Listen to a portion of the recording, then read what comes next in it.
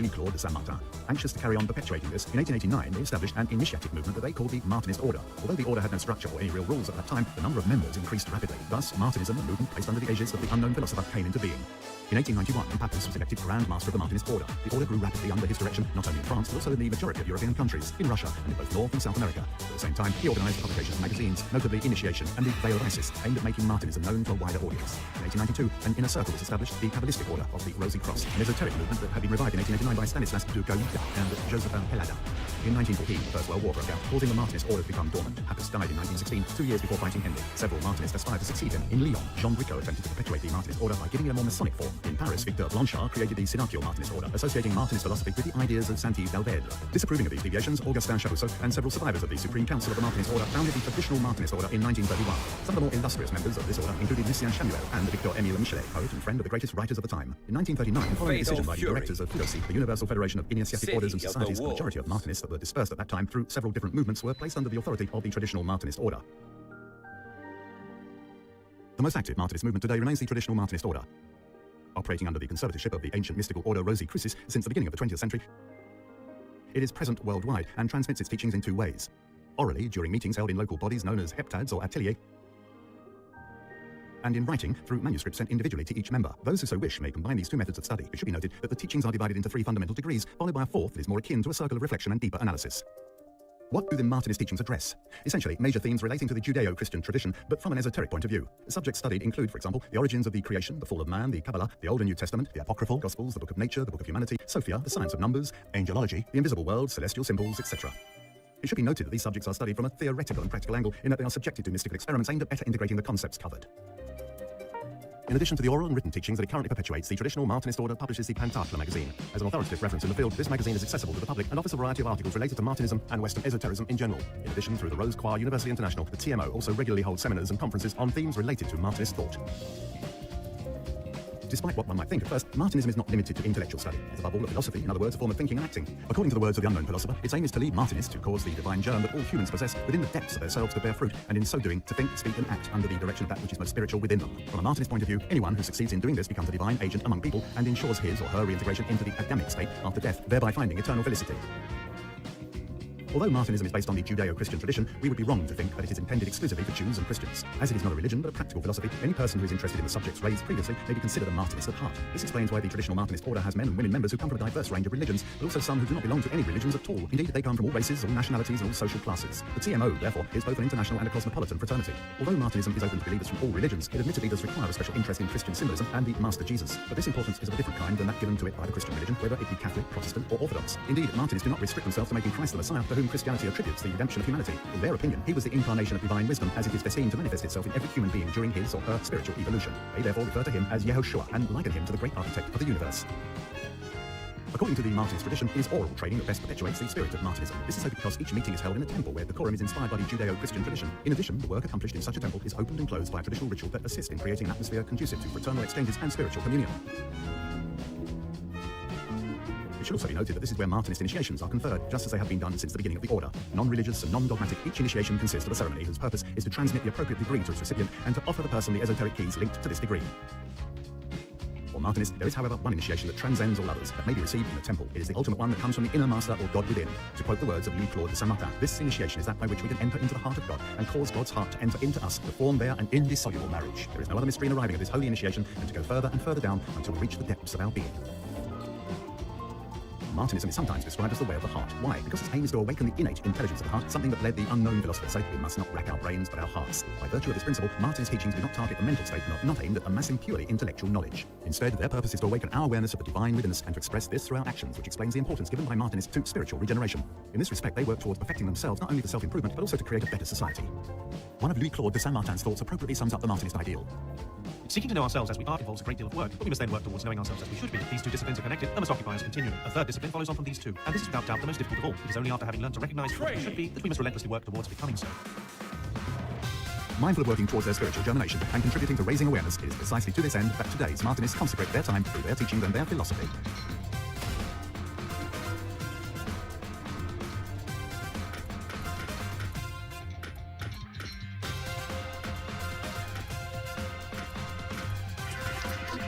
Who is that master?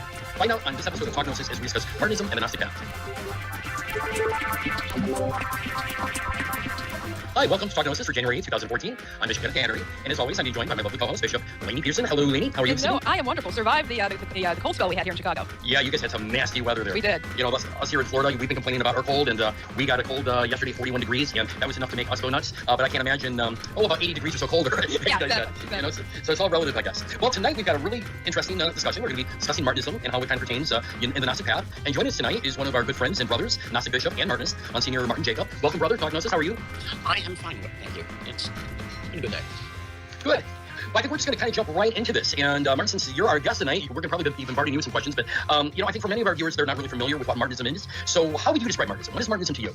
It is an initiatic tradition that has both cosmology involving the source of man and his fall, and the path to restoration, reintegration as it's commonly called in Martinist circles. Okay. Would you say that path is essential to Martinist teachings? It is. Martinist teachings seem to be broken down into a theurgical side and a mystical side. And some orders emphasize one to the detriment of the other, but personally I think they're both necessary to balance each other out. So a lot of Martinism is non-ceremonial. It's prayer and meditation, some simple rituals with visualization. As you get higher up in the theurgical stuff, the rituals get rather complex. Got you. You know, I coming myself from the Martinist tradition, I see it very distinctive from other styles within the Western mystery traditions, you know, such as that of Freemasonry or systems like the Golden Dawn. You know, I find it very unique. You know, many people kind of think of Martinism as almost kind of the graduate school of the Western mystery traditions. How would you kind of distinguish the principles in Martinism different from other Western mystery traditions?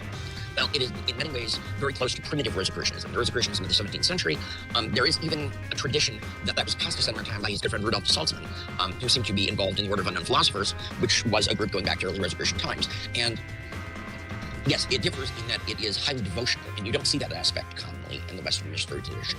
I mean, in Masonry, you see the grand architect of the universe being honored, but it's kind of a very impersonal encounter, whereas Martinism is intensely personal. Gotcha. And when you're speaking of devotional, are you speaking in terms of what we would consider to be Christian devotional practices of prayer, meditative reading, that sort of thing when you talk about devotion? Yeah, and spiritual exercises. There's some stuff that comes really close to being Jesuit. Okay. And I mean, Martinism is fragmented into 50 plus orders, and many of them have their own emphasis. Certainly, in all of them, however, prayer is central. Many Martinist orders require praying in the office 3 times a day. Okay. Some of the more Catholic-influenced ones use the rosary. They're kind of like rosary clubs. I had no idea about that. I didn't know that there was they were more Catholic-influenced. Now, is Martinism considered to be compatible with Catholicism, or is it something that Catholics aren't allowed to be a part of? Some authors have tried to establish that connection, and Saint Martin required that his students be Catholic or Eastern Orthodox to belong to a sacramental tradition. He made a couple of exceptions for Protestants, but no, Saint Martin, as much as his doctrine differed from the official doctrine of the Catholic Church, seems to be by all means a devoted Catholic. Okay. Well, I think that kind of ties, though, into some of the ideas today is that, you know, especially within the 20th century, Martinism has been kind of joined at the hip and tied together with the Gnostic Church, especially those that have come forth from the French Gnostic traditions. And in many cases, you would found that either the patriarchs or primates of various jurisdictions were themselves not only high degree Martinists, but in many cases, the patriarchs were also the Grand Masters of the Martinist orders. How do you feel that relationship is between Martinism and the current Gnostic current? You know what I mean? I think Martinism was essentially the wellspring that ignited the French Gnostic current. It isn't properly Gnostic in an ancient Gnostic way, because the fall of man does not occur because of a demiurge. It occurs because he became forgetful and fell into the prison of spirits that he was meant to guard. That is not a thought that appears in any classical Gnosticism, but has been very influential in modern Gnosticism, as well as his concept of reintegration. And he was probably the first person outside of the earlier theosophers who posited a doctrine of emanation, which of course is totally compatible with Gnosticism. I would actually say that it's a Neoplatonic system, but it has great compatibility with Gnosticism, especially Valentinian Gnosticism. Here I go.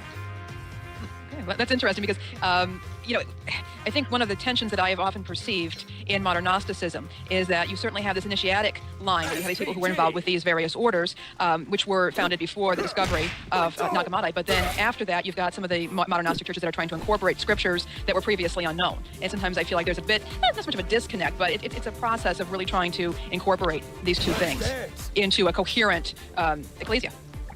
Well, you have to remember about Nag Hammadi is that it was composed by about 30 different groups. Yep. Some of them have more resonance with the Martinist tradition than others, like the Sethians who are pretty radical, not really the same as Martinism, because Martinism is still pro-cosmic.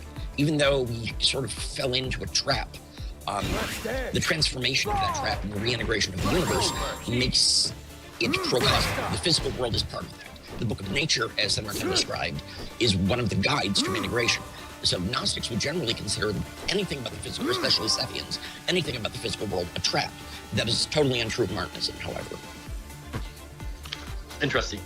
One of the things that is sometimes said of the teachings of true esoteric or occult orders is that they're not necessarily secret in the doctrine that they teach, but that the traditions themselves provide keys for unlocking the true mysteries of the esoteric or the occult mysteries. Now, would you agree with kind of that theory on how Martinism works? Well, there's a lot of education, and it's important. But Saint Martin said, once you get to a certain point, burn your books, including mine.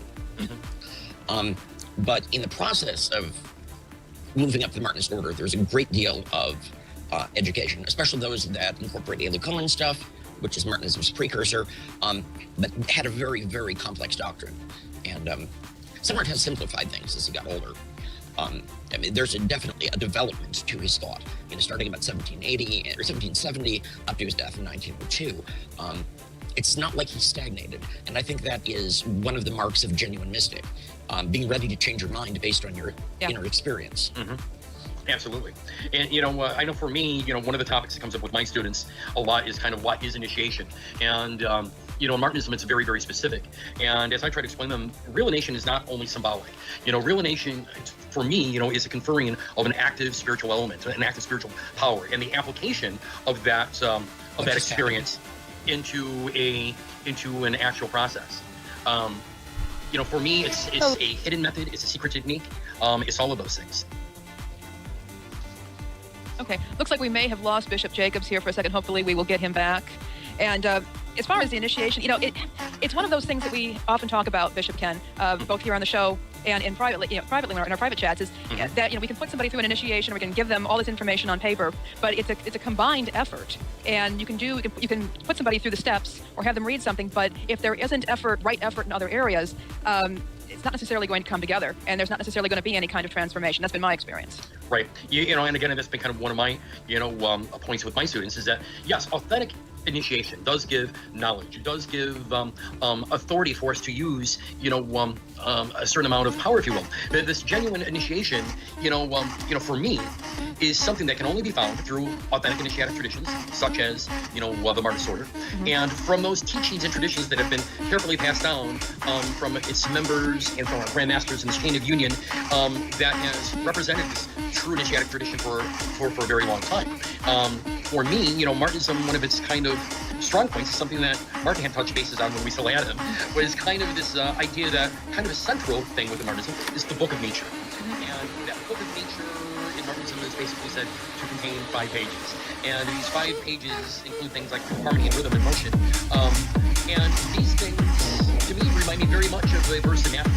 And that's Matthew chapter 6, verses 28 to 29, which is, consider the lilies of the field, how they grow.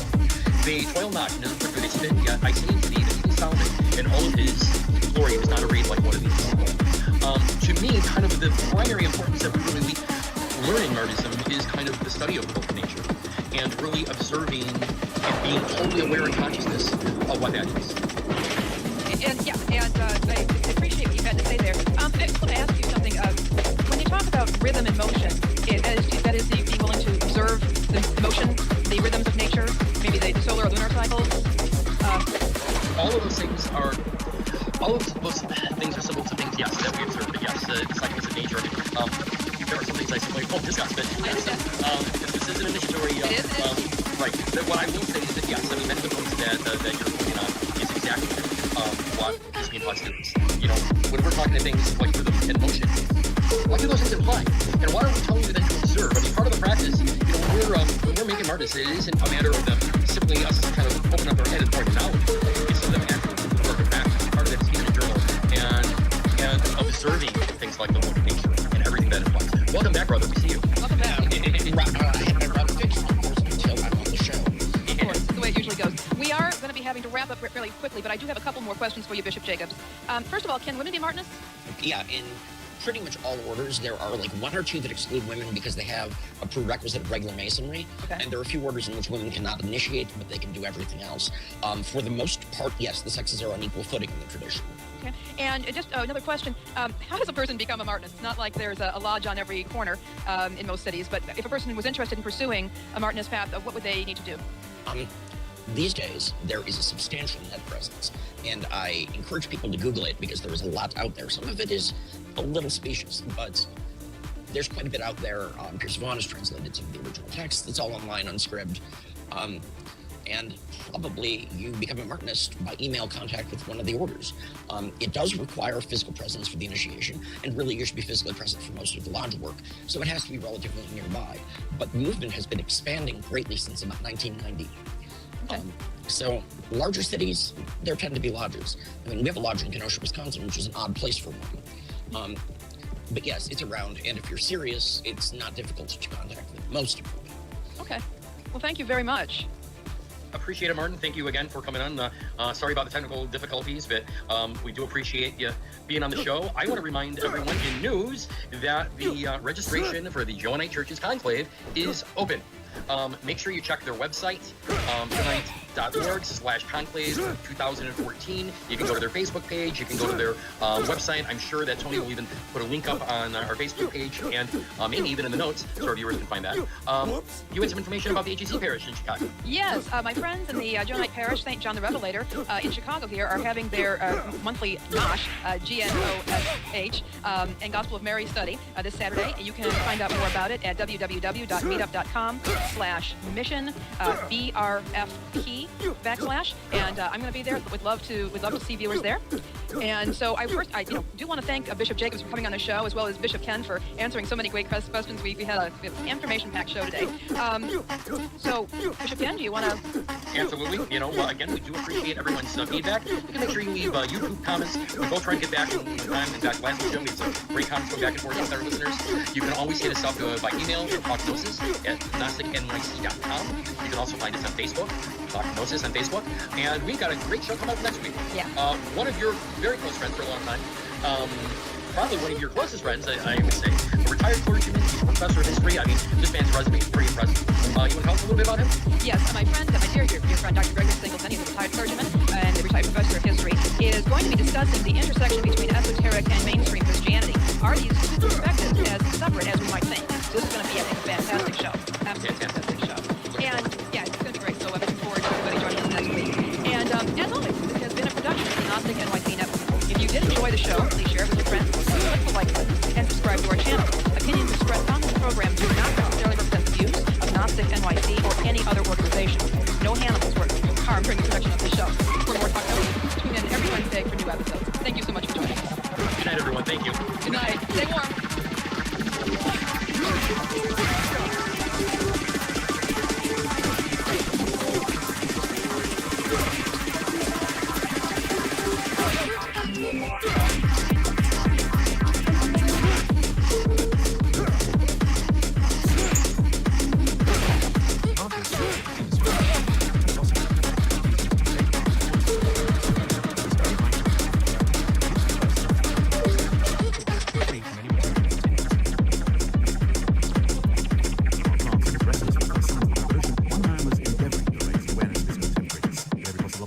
He encouraged those around him to revert to an authentic and virtuous spirituality.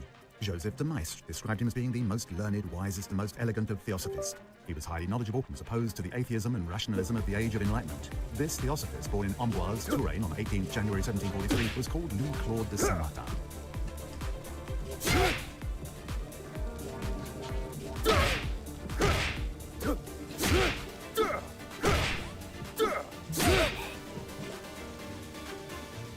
Louis-Claude de Saint-Martin did not take credit for his ideas, but attributed them for the most part to the teachings he received from two mystics who he greatly admired throughout his life, namely Martinez de Pasquale, to whom he was once personal secretary, and Jacob Boehm, who he knew solely through his works. The former was the founder of the Order of the Elus Cohen, or elect priest, of which St. Martin was member for several years. He was also the author of a fundamental text on Western esotericism called Treatise on the Reintegration of Beings. Jacob Boehm was a 17th century German theosopher and is considered to have played a major role in Christian Illuminism. Hegel regarded him as the first German philosopher. The The central idea of St. Martin's philosophy, which he took from Pasquale, was that of reintegration. In other words, the necessity for mankind to regain its original state and become reintegrated with the divine world in complete purity. This idea served as the basis for several books written by him under the pseudonym of the Unknown Philosopher. The first was entitled Of Errors and of Truth and was published in 1775. It met with considerable success in Europe and was translated into German and Russian. His other works include The Natural Table of the Relationships Existing Between God, Humanity and the Universe in 1782, The Man of Desire in 1790, Ecce Homo in 1792, The New Man in 1792, The Spirit of Things in 1800, The Ministry of the Human Spirit in 1802, as well as several other posthumous works. Although the unknown philosopher greatly admired Martinez de Pasquale and considered him to be his first master, he broke the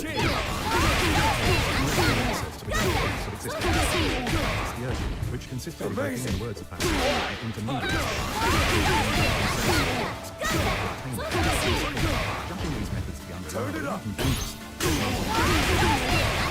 his readers put personal instead. Amazing!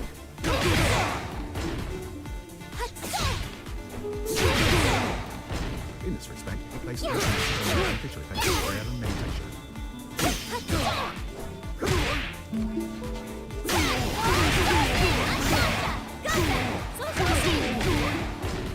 Turn it up!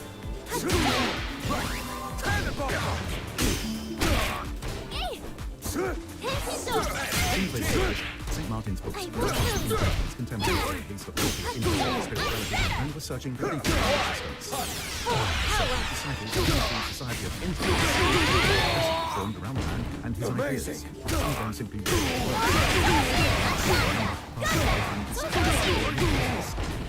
Turn it up! Transmitted from one to another. There are encores, better known as Papus, discovered that they had both received an initiation linking.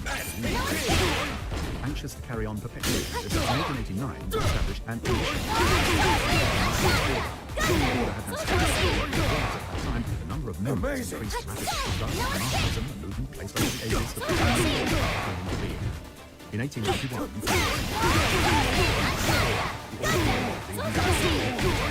also in the majority of European countries, in Russia, in North and South America.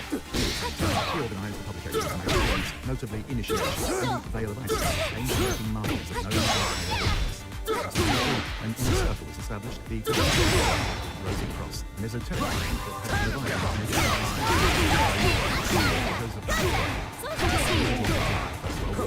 causing the Martinist to become Papus died in 1916, 2 years before fighting him. Several Martinists aspired to succeed him. In Lyon, Jean Bricot attempted to perpetuate the Martinist order by giving it a more Masonic form. In Paris, Victor Blanchard created the Synachial Martinist order, associating Martinist philosophy with the ideas of Saint-Yves d'Albert. This is the deviation survivors of the Council of the traditional Martinist order in 1931. Some of the more illustrious members of this order included Lucien Chamuel and Victor-Émile Michelet, poet and friend of the greatest writers of the time. In 1939, following a decision by the directors of FUDOSI, the Universal Federation of Initiatic Orders and Societies, the majority of Martinists that were dispersed at that time through several different movements were placed under the authority of the traditional Martinist order. The most active Martinist movement today remains the traditional Martinist order, operating under the conservatorship of the ancient mystical order Rosy Crucis since the beginning of the 20th century. It transmits its teachings in two ways. During meetings held in local bodies known as extras or ateliers.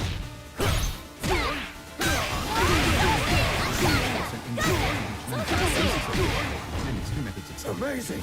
The teachings are divided into three fundamental degrees, followed by a fourth, is more akin to a social emphasis.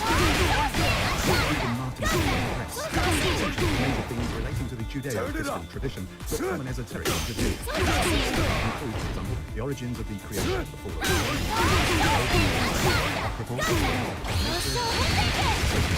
of numbers, angelology, the invisible world, celestial symbols, etc. It should be noted that these subjects are studied from a theoretical angle, in that they are subjected to mystical experiments aimed at integrating the concepts. In addition to the oral and written teachings that it currently perpetuates, the traditional Martinist order publishes the Pentacle magazine. As an authoritative reference in the field, this magazine is accessible to the public and offers a variety of articles related to Martinism and Western esotericism in general. In addition, through the Rose Choir University International, the TMO also regularly holds seminars and conferences on themes related to Martinist thought. Despite what one might think at first, Martinism is not limited to intellectual study. It's above all a philosophy, a form of thinking and action. According to the words of the unknown philosopher, its aim is to lead Martinists to cause the divine germ that all humans possess within the depths of themselves to bear fruit, and in so doing, to think, speak and act under the direction of what is most spiritual within them. From a Martinist point of view, anyone who succeeds in doing this becomes a divine agent among people and ensures his or her reintegration into an Adamic state after death, thereby finding eternal felicity. Although Martinism is based on the Judeo-Christian tradition, we would be wrong to think that it is intended exclusively for Jews and Christians. As it is not a religion but a practical philosophy, any person who is interested in the subjects raised previously may be considered a Martinist at heart. This explains why the traditional Martinist order has many members who come from a diverse range of religions, but also some who do not belong to any religions at all. Indeed, they come from all races, all nationalities, and all social classes. The TMO, therefore, is both an international and a cosmopolitan fraternity. Although Martinism is open to believers from all religions, it admittedly does require a special interest in Christian symbolism and the Master Jesus. But this importance is not given to it by the Christian religion, whether Catholic, Protestant, or Orthodox. Indeed, Martinists do not restrict themselves to making Christ the Messiah to whom Christianity attributes the redemption of humanity. It is the incarnation of divine wisdom, as it is destined to manifest itself in every human being during his or her spiritual evolution. They therefore refer to him as Yehoshua and liken him to the great architect of the universe. According to the Martinist tradition, it is oral training that best perpetuates the spirit of Martinism. This is so because each meeting is held in a temple where decorum is inspired by the Judeo-Christian tradition. In addition, the work accomplished in such a temple is opened and closed by a traditional ritual that assists in creating an atmosphere conducive to fraternal exchanges and spiritual communion. It should also be noted that this is where Martinist initiations are conferred, just as they have been done since the beginning of the order.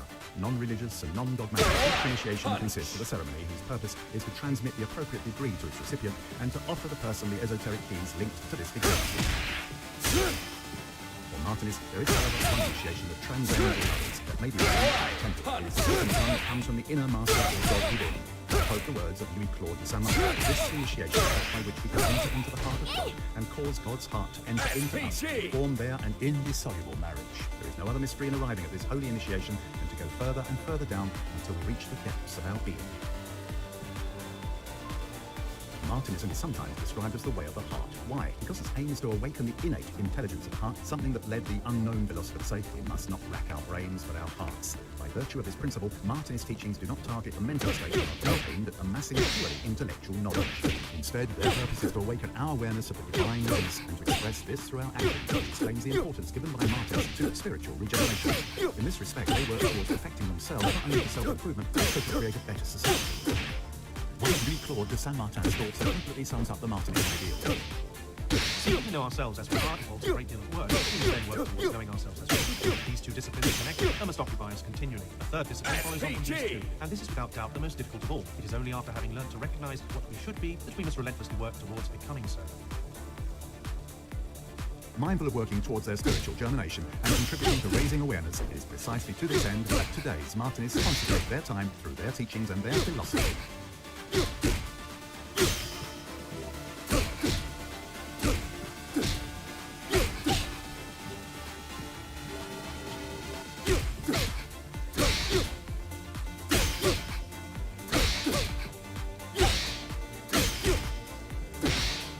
Well, the traditional Martinist order is an order that is based in Judeo-Christian mysticism. It's not religion, it's not dogmatic. That is to say that no particular belief or lifestyle is necessary for the member. But it does come from the body of Christian mysticism. Members of the traditional Martinist order study Christian mysticism and the esoteric aspects of Judaism, specifically Kabbalah, in order to have a transformation in our hearts. We come to love more deeply, love ourselves more deeply, fellow Martinists, all humanity, and to establish that relationship with the divine in whatever way we perceive the divine, whether we call it divine, whatever term.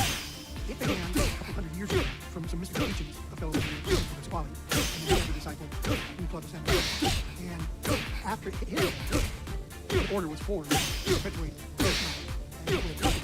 the traditional Martinist order is an oral tradition. So the best way to experience the Martinist lessons is in a place called a heptad, or smaller active discussion. It starts with reading, which speaks to other levels of awareness, and then we have the discussion, and it's really going into depth into the Christian and Jewish teachings. This is literally the heart of Marxism. And going from the Kabbalah, there are certain wisdoms that personally I've gained from it that it so simplifies and bring effect. And when one sees those things, you're just astounded by the simplicity of some of the things that are shared over the studies. I wouldn't consider the traditional Martinist religion, Christianity and Judaism, the religions that people have already heard, and it's a way to come together and practice the most mystical aspect of those two religions. There's no dogma, there's TMO, and it's a chance to really experience, to personally experience the mysticism that exists within Christianity and Judaism. What I find unique about TMO is that we are actively working in a conscious way. Being a conscious participant in the great game. I'd say the biggest benefit of participating in the traditional Marxist order is the opportunity to have discussions with other members on these mystical and spiritual topics, so that if you're already somewhat familiar with Kabbalah, you have a chance to practice the exercises together. And group exercises of these mystical teachings, in my experience, is extremely important. And to be able to talk about these subjects, to practice them together. There's tremendous optimism, and also there's tremendous acceptance. The idea that even though there are many paths in the world, that initiates of one path would recognize initiates of another path. That instead of being separated by our paths, as so often we see tragically in the world, we're united in that delightful diversity. And Martinism embraces that.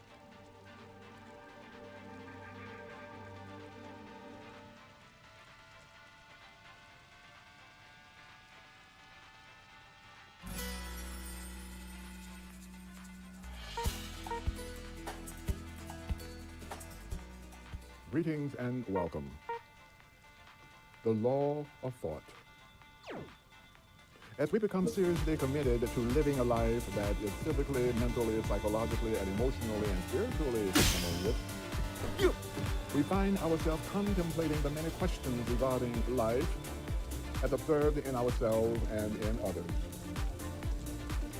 What are the purposes and goals of life? What are the universal or cosmic causes for personal and group experiences that impact life?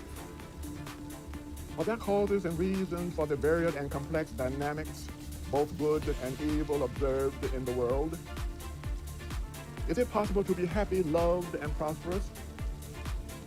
I do want you to know that there is a path that can lead to an understanding of these and similar questions. This is the purpose of the profound mystical and spiritual teachings of the Rosicrucian and Martinist order. The path to wisdom has been announced and enlightened by all the great avatars, teachers, masters, and philosophers, and saints throughout human history. Today's session is one of a series that touch upon many of the questions proposed above, and also upon the laws by which the universe or the cosmic governs. These discussions are designed to stimulate that which is hidden within the consciousness, and also to plant valuable seeds capable of future growth. You provide the fertile ground upon which these seeds may fall. When your desires to know is sincere and is honest, and when you are committed to spiritual evolvement. Keep your mind open and receptive. The growth of these seeds and the promise of the harvest will depend upon the efforts of tending and promoting their fruition through your consistent contemplation, meditation, humility, and prayer on a daily basis and a periodic basis. There are indeed spiritual or cosmic laws that govern the universe and humankind. These divine laws were designed and created by God, the divine architect of the universe, the supreme being, the absolute omnipotent, and by any other name, path, or belief that one might wish to give to such entity. If an individual is sincere in finding answers to the questions proposed, he or she will desire to become aware of and study these divine laws. With the knowledge, understanding, and respect of these laws, one could live in harmony with life and all humanity. This does not mean that challenges will not appear. However, if one is familiar with the laws that's involved and their application, the challenges can be invigorating rather than defeated. The great law of thought governs the spiritual existence. This law is the most fundamental, but it connects with all the other laws and influences all of human activities and SPG. This law functions through universal lines, which flows in, through, and about everyone. It is a creative intelligence power. When we use our mind, we are setting into motion the creative power and energy of the universe. The universe is just one complete, creative, and dynamic whole. All of our thoughts to manifest and become creative once placed into the universal mind. The quality and purpose of the emotion, intention, belief, feeling, and motive behind the particle energy release determines the nature of what we create. Every thought we think will go to become a reality and is destined to manifest. Our thinking brings to us certain realities and certain experiences. Thoughts are constructive and supportive, strengthening and capable of serving others as well as us. When they originate from a desire of love and from the higher self, thoughts of compassion can console the head heart. The words cannot be followed or inadequate. Thoughts of a caring, loving nature can inspire, motivate, protect, and provide a sense of touch and are impressed with the creative urges of the soul and of the earth. The powerful law governing thought was written early upon the pages of wisdom in the book of life. Great masters and avatars have proclaimed this law and have translated and dispensed it upon every plane of consciousness. Since everyone thinks and everyone is a potential creator, whether realized or not, consciously or unconsciously, SPG. When the conscious mind produces a thought, it is delivered to the subjective and subconscious mind, where universal law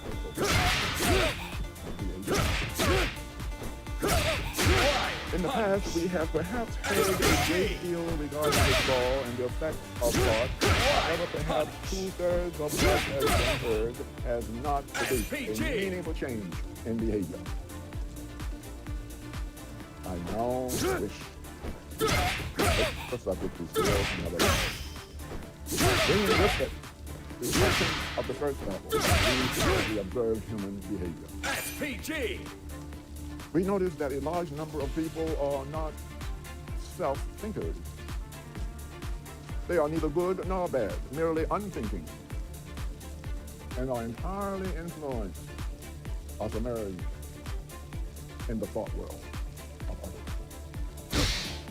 Nonetheless, they seem to be slowly evolving and moving towards developing self and self-reality. There is another group of people who are beginning to think independently and to activate and employ the laws of thought unselfishly. Most sincere students of mysticism might fall into the category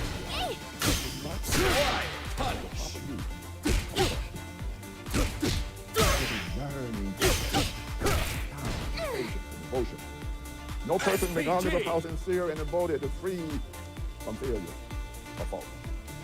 Do not berate yourselves over this. Only adepts and masters are free from these. What really counts are the upward and forward progress and commitment to improve. Most students, if not all, are build some thoughts. Prone to anger, resentment, ill-tempered, and irritability. And to a certain degree, hatred. Many times the predisposition to temper, irritability, and hatred come about by what the student may believe are just causes. Actions in society may enable a hatred. Students may be subject to periods of stress and depression, unacceptable intentions, actions, and destruction toward as a whole, are taken against animals, on human and gender, some disease, or animals. These are all called corresponding reactions. Instead of being proactive in response to injustices, persons are students thereby delays bringing disharmony and chaos into the through mysticism, we must learn to think proactively. We must put forth the effort to have both a positive mission and focus in our faith to think correctly towards continued thought activities by action based on self-defense, ignorance, lack of knowledge, which has its seat in the raw emotional nature. Let's dance! Try gummy vitamins from Nature Made, the #1 pharmacist recommended vitamin and supplement brand.